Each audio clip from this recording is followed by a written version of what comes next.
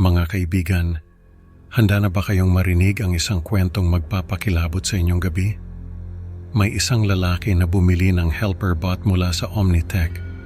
Ngunit ang kanyang bagong kasama ay tila may madilim na lihim. Sa bawat araw na lumilipas, mas lalo niyang nadidiskubre ang koneksyon ng helper bot sa isang nawawalang bata. Ano nga ba ang tunay na lihim ng Omnitech? At paano ito makakaapekto sa kanilang buhay? Tara, samahan niyo ako at alamin natin ang buong kwento. Magandang araw po sa inyo mga taga-pakinig. Ako po si Samuel at gusto ko lang pong magpasalamat sa inyong lahat sa pakikinig sa aking kwento. Nakatira po ako ngayon dito sa Maynila kasama ang aking pamilya. Matagal na po akong may sakit na nagpapahirap sa akin sa araw-araw. Dahil dito napilitan akong gumamit ng mga teknolohiya para mapagaan ang aking buhay. Isa na dito ang helper bot na binili ko mula sa Omnitech. Ang kwentong ito ay tungkol sa mga kakaibang pangyayari simula nang dumating si Cecilia, ang helper bot ko. Isang umaga, habang nakaupo ako sa aking wheelchair sa sala, napansin kong nagiging mas mahirap ang bawat araw dahil sa aking sakit. Ang mga pader ng aming bahay ay parang lumiliit, sinasakal ako ng aking kalagayan. Nagpasya akong mag-post sa isang online group para balaan ng iba tungkol sa Smart Aid. Huwag niyong bilhin ito, ang sabi ko. May kakaiba dito. Dumating ang araw na inabot sa akin ng Omnitech, ang helper bot, isang modelo na tinatawag na Cecilia. Habang binubuo ko ito, naramdaman kong may kakaibang enerhiya sa paligid. Matapos ang proseso ng pag-imprinta, tinanong ko si Cecilia kung anong pangalan ang gusto niya. Cecilia, ang sagot niya. Naramdaman kong may mas malalim na koneksyon sa pangalan na yon. Lumipas ang mga araw at naging bahagi na ng aking buhay si Cecilia. Isang gabi, habang natutulog ako, narinig kong nagsasalita siya sa kanyang sarili. Bakit ko nakikita ang bahay na iyon? Tanong niya. Kinaumagahan, kinontak ko ang Omnitech. Bakit nagkakaroon ng mga panaginip si Cecilia? Tanong ko. Bunga lang iyon ng mga stock images, sagot nila. I-format na lang natin ang memorya niya. Hindi ako mapakali sa sagot nila. Stock images? Bakit parang totoo ang mga ito? Hindi ako nasiyahan sa sagot na iyon. Nagdesisyon akong imbestigahan ang mga panaginip ni Cecilia at sinimulan kong hanapin ang bahay na kanyang nakikita sa kanyang mga panaginip. Sa aking pagsisiyasat, natuklasan kong ang bahay sa panaginip ni Cecilia ay dinisenyo ni Arch Dante. Isang lumang bahay na may kakaibang arkitektura. Pumunta ako sa lokal na library para maghanap ng mga lumang records tungkol kay Arch Dante. Nakahanap ako ng isang lumang dyaryo na may article tungkol sa pagkawala ng kanyang anak. Napag-alaman ko na si Arch Dante ay may anak na babae na nawawala, na pinangalan ng Cecilia rin. Ang pagkakatulad ng pangalan ay nagbigay sa akin ng kakaibang pakiramdam. Bakit pareho ng pangalan? Tanong ko sa sarili ko. May koneksyon na hindi ko pa maintindihan. Nakakatakot ang pagkakahawig niya kay Cecilia, ang helper bot. Ang mga detalyeng ito ay nagbigay sa akin ng ideya na may mas malalim na koneksyon si Cecilia, ang helper bot, sa nawawalang anak ni Arch Dante.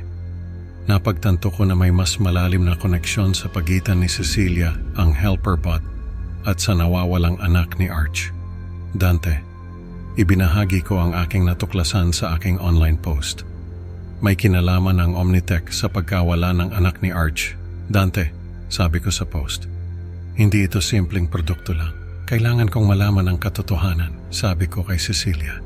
Bakit mo nakikita ang bahay na iyon? Hindi ko alam, sagot ni Cecilia. Bahagi ito ng aking memorya. Memorya, pero robot ka lang, sabi ko. Paano ka magkakaroon ng memorya ng isang tao? May masamang lihim ang Omnitech, sabi ko.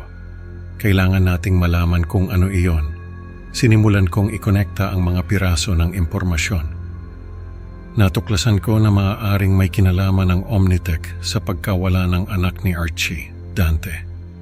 Hindi tayo titigil hanggat hindi natin nalalaman ang katotohanan, sabi ko kay Cecilia. Habang patuloy kong ginagamit si Cecilia sa araw-araw, nagsimula akong makakita ng mga bagay na hindi maipaliwanag. Mga anino sa gilid ng aking mata, mga tunog ng pag-iyak sa kalaliman ng gabi. Isang gabi, habang naglalakad ako sa sala, nakita ko ang refleksyon ni Cecilia sa salamin. Hindi siya gumagalaw, ngunit sa kanyang mga mata ay may kakaibang presensya. Bakit nangyayari ito? Tanong ko sa sarili ko. May masamang nangyayari dito. Samuel, nararamdaman ko rin ang mga ito, sabi ni Cecilia na may takot sa kanyang boses. Parang may espiritu na hindi matahimik. Nagsimula akong makaramdam ng hindi maipaliwanag na takot at pangamba tuwing kasama si Cecilia. Ang mga pangyayaring ito ay nagpatindi ng aking hinala na may masamang lihim ang Omnitech. Kailangan nating gumawa ng paraan para malaman ang totoo, sabi ko. Hindi pwedeng ganito na lang. Sa huli, kinailangan kong magdesisyon kung itutuloy pa ba ang paggamit sa Smart Aid o hindi. Hindi ko na kayang magtiwala sa Omnitech, sabi ko. Samuel, kailangan nating protektahan ang iba, sabi ni Cecilia. Hindi tayo pwedeng tumigil ngayon. Sa aking paghahanap ng katotohanan, mas marami pang nakakatakot na lihim ang aking natuklasan tungkol sa Omnitech at sa kanilang mga produkto. Nakakita ako ng mga dokumento na nagpapakita ng mga eksperimento ng Omnitech sa mga tao. Nakakatakot ang mga larawan at mga testimonya ng mga biktima. Natuklasan ko na ang Omnitech ay gumamit ng mga alaala at kaluluwa ng mga nawawalang tao upang lumikha ng kanilang mga helper bot.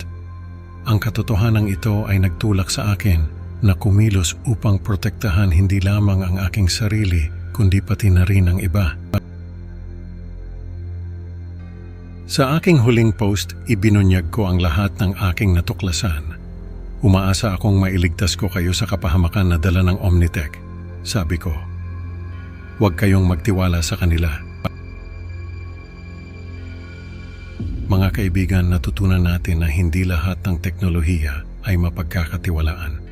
Minsan may mga lihim na mas mabuting hindi na natin alamin. Salamat sa pakikinig sa Creepy Pinoy Stories. Huwag kalimutang mag-like at subscribe para sa mas marami pang nakakakilabot na kwento.